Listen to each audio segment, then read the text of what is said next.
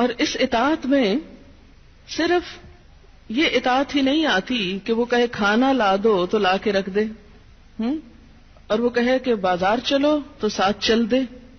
اس اطاعت میں شوہر کی جسمانی ضرورت پوری کرنے کی اطاعت بھی شامل ہے، جسے بعض اوقات بہت سی پڑھی لکھی خواتین اپنے حق میں ایک ظلم سمجھنے لگتی. ایک دفعہ کہیں میری ملاقات ایک خاتون سے ہوئی، کیمبرج یونیورسٹی سے انہوں نے لا میں ایم فل کیا تھا. تو مجھ سے کہنے لگی کہ میرا ایک مسئلہ ہے. میں نے کہا بتائیے. کہنے لگی کہ میرا شوہر مجھے ریپ کرتا ہے میری مرضی کے بغیر. میں نے کہا قانون پڑھ کے قانونی ٹرمز ہی گھر میں بھی استعمال ہوں گی. شوہر اور ریپ، میرا تو سر چکرا گیا. یہ بات بہت ڈھکی چھپی ہے لیکن چونکہ دین کا ایک حصہ ہے اس لیے بتانا ضروری ہے. بہت سے گھرانوں میں خرابیاں اور بہت سے گھرانوں میں لڑائیاں اور بدمزاجیوں کی جو روٹ کاز ہے وہ یہاں سے شروع ہوتی ہے، جسے کوئی نہیں کھولتا. نہ کوئی ماں بتاتی ہے، نہ کوئی استاد بتاتا ہے، نہ کوئی اور اچھا مشورہ دیتا ہے کہ اس معاملے میں اللہ نے شوہر کو حق دیا ہے اور عورت پر لازم کیا ہے کہ وہ شوہر کی اطاعت کرے. لیکن جب عورت کا ایک موڈ ہی صرف ریزسٹ کرنے کا بن جائے اور شوہر کو صرف یہ انڈرسٹینڈنگ ہو کہ اس نے تو میری بات ماننی ہی نہیں، تو یہ چیز بہت سی تلخیوں کو جنم دیتی ہے. ایسے میں عورت اور مرد کے مزاج میں چونکہ قدرتی فرق ہے، بعض اوقات شوہر کی جو ڈیمانڈ ہوتی ہے عورت نہیں پوری کر سکتی، یا عورت کا مزاج اس سے مختلف ہے، یا عورت اس کو اپنے لیے ایک مصیبت اور بوجھ سمجھتی ہے، تو بھی اس موقع پر اطاعت کہ اللہ کا حکم ہے، اور اگر میرا دل نہیں بھی چاہ رہا تو میرے رب کی رضا اس میں ہے، مجھے اس سے جزا چاہیے، صرف اپنی مرضی نہیں. آپ دیکھیں کہ جب سے عورت نے اپنے اوپر گھر اور باہر کی دوہری ذمہ داری لی تو اس میں عورت کے لیے اس مقام پر اطاعت شوہر زیادہ مشکل ہو گئی، کیونکہ وہ دن بھر باہر کے کاموں سے اتنی تھکی ہوئی ہے کہ اب وہ اس قابل نہیں کہ شوہر کی بات مان سکے. وہ بے شمار گھر کے علاوہ باہر کی ٹینشنز میں گرفتار ہے.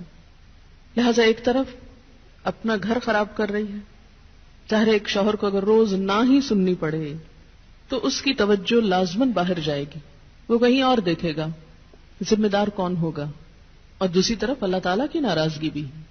اللہ کی رضا شوہر کی رضا میں ہے اور اللہ کی ناراضگی شوہر کی ناراضگی میں ہے. ہاں یہ الگ بات ہے کہ اگر شوہر ناروا زیادتی کرتا ہے اور بالکل بے رحم ہے یا ایسا کو مطالبہ کرتا ہے کہ جو ناجائز میں آتا ہے، وہ تو نہیں پورا کرنا. جیسے آپ کو بتایا گیا کہ فطری طریقے کے علاوہ کوئی بھی ایسا طریقہ خواہ وہ شوہر اور بیوی کے درمیان ہی کیوں نہ ہو اسے حرام قرار دیا گیا، چاہے وہ عمل قوم لوط سے ملتا ہو یا اورل سیکس ہو، یہ تو ناجائز ہے ہی.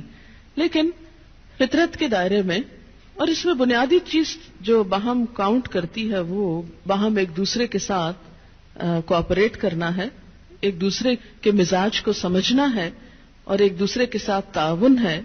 لیکن آپ دیکھیں کہ ہمیشہ آئیڈیل صورتحال نہیں ہوا کرتی، ہر شخص اتنا کنسیڈریٹ نہیں ہوتا. لیکن اللہ تعالیٰ نے عورت کو جہاں شوہر کو باہر کی مشقت دی نا، کتنی مشقت ہوتی ہے گرمی میں، دھوپ میں.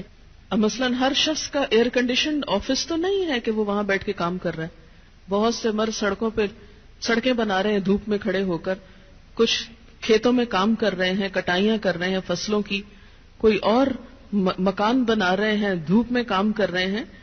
تو مرد اگر سارے دن کی باہر مشقت کرتا ہے تو وہ بھی ایک پینفل کام ہے، اور اس نے محنت کی اور بیوی کے لیے سارا آرام فراہم کیا، کھانا پینا باقی ضروریات. اب اگر بیوی کو اس کا مطالبہ پورا کرنے میں تھوڑی تکلیف ہو رہی ہے تو کیا ہوا کہ موڈ نہیں یا دل نہیں مان رہا تو کیا ہوا، نہ صحیح. لیکن اس کے باوجود جو عورت یہ سمجھتی ہے کہ میں اپنے موڈ کے خلاف جا کر بھی اگر اپنے شوہر کو راضی کرتی ہوں تو یہ میرے رب کی رضا حاصل کرنے کا ایک ذریعہ ہے، تو آپ دیکھیں کہ یہ وہ چیز ہے جس کا صلہ آپ کو اللہ دنیا میں دے دے گا، کیونکہ آپ یہاں صرف شوہر کی نہیں اللہ کی بھی اطاعت کر رہی ہیں. کیونکہ ایک مسلمان عورت کو اس کے رب نے یہ حکم دیا ہے. اور اس میں وہ حدیث آپ نے سن رکھی ہوگی اور عورتوں کو سنانے میں بڑی مشکل پیش آتی ہے مجھے ہمیشہ، اور عورتیں ایک دم اوفینڈ ہونے لگتی ہیں. لیکن بات یہ ہے کہ چونکہ اللہ کے رسول صلی اللہ علیہ وسلم نے فرمایا ہے اور ہم ان کا نام سن سن کے روتے ہیں محبت میں اور نعتیں سن سن کے جھومتے ہیں، تو یہ حکم بھی آپ کا مان لینا چاہیے اور اس حدیث کو بھی سن لینا چاہیے اتنی ہی خوشی سے جتنی خوشی سے ایک نعت سنتے ہیں. نبی صلی اللہ علیہ وسلم نے فرمایا جب مرد اپنی بیوی کو اپنے بستر پر بلائے اور وہ نہ آئے تو صبح تک فرشتے اس پر لعنت کرتے ہیں. بخاری کی روایت ہے کتاب النکاح. ٹھیک ہے اس میں کہ اگر بیوی بیمار ہے یا اسے کوئی ایسی تکلیف ہے یا کوئی جینوئن ریزن ہے تو اس میں اللہ تعالیٰ اتنے بے رحم نہیں ہے کہ وہ دیکھ رہے ہیں کہ ایک عورت بخار میں پڑی ہے اور اس کا شوہر اس سے مطالبہ کر رہا ہے اور عورت نے نہیں مانا تو اس پہ لعنت بھجوانی شروع کر دی جائے. نہیں، یہاں ایک نارمل حالات کی بات ہے کہ ایک عام حالات میں ایک عورت اگر اطاعت نہیں کرتی یا بات نہیں مانتی.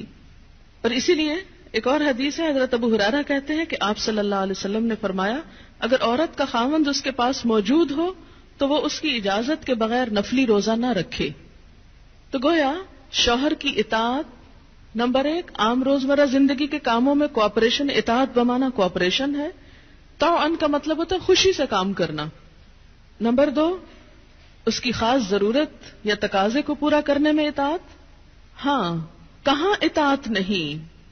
جب وہ کوئی حرام کام کرنے کو کہے، جب وہ کوئی ناجائز کام کرنے کو کہے، جب وہ اللہ اور اس کے رسول صلی اللہ علیہ وسلم کی مرضی کے خلاف کام کرنے کو کہے.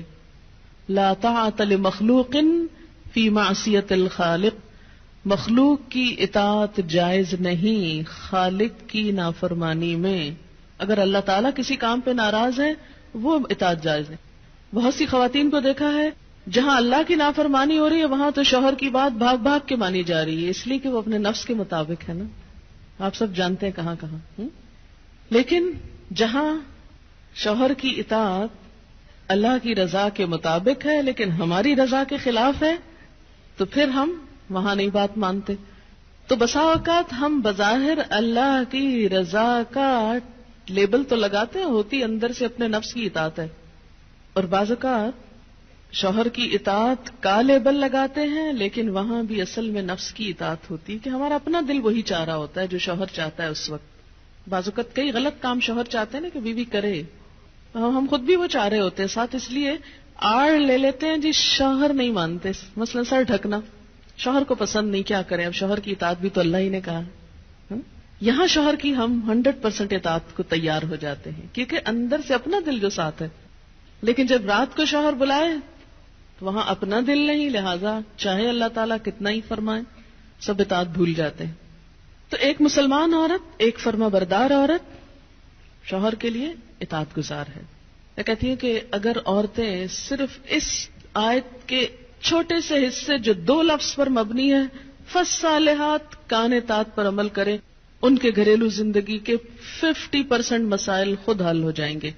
آدھے مسئلے یہیں سے حل ہو جائیں گے کیونکہ مرد سیٹسفائیڈ ہوگا، اس کی نگاہیں اور عزت محفوظ ہوگی تو وہ اپنا کوئی بھی کام دل جمی سے کر سکے گا. اگر وہ مطمئن نہیں گھر کی طرف سے تو گھر تو کیا باہر بھی وہ کام درست طور پر نہیں کر سکے گا. تو فالصالحات قانتات، نیک عورتیں فرما بردار ہوتی ہیں. نبی صلی اللہ علیہ وسلم نے فرمایا بہترین بیوی وہ ہے جس کی طرف تم دیکھو تو وہ تمہیں خوش کر دے، جب تم اسے کسی بات کا حکم دو تو بجا لائے، اور تمہاری عدم موجودگی میں تمہارے مال اور اپنی ذات کی حفاظت کرے. تو ہمیں ایسی بہترین عورت بن کے دکھانا ہے. رسول اللہ صلی اللہ علیہ وسلم نے فرمایا اللہ تعالیٰ اس عورت کی طرف نظر رحمت سے نہیں دیکھتا جو خاوند کی شکر گزاری نہیں کرتی، حالانکہ وہ اس سے بے نیاز نہیں ہو سکتی، اس کے بغیر رہ بھی نہیں سکتی، لیکن جب وہ ہوتا ہے تو اس سے وہ صرف لڑائی کرتی رہتی اور گلے شکوے کرتی رہتی، کمپلینٹس ہر چیز میں کمپلینٹس. تو شوہر بھی چاہے اس کے پاس کتنی بھی جسمانی طاقت ہے یا مالی طور پر بہت سٹیبل ہے، وہ انسان ہے، ہیومن بینگ ہے، وہ بھولتا بھی ہے، وہ غلطی بھی کرتا ہے. تو ایسی چیزوں کو اگنور کر دینا چاہیے. ہمیشہ گنتی کر کے رکھے کہ اس کے احسانات کتنے ہیں اور اس کی غلطیاں کتنی ہیں. اگر وہ برابر ہوں تو بھی شکر گزار رہیں، اور اگر اس کی نیکیاں یا احسانات زیادہ ہوں اور غلطیاں کم ہوں تو غلطیوں کی بنا پر اس کی ناشکری نہیں کریں.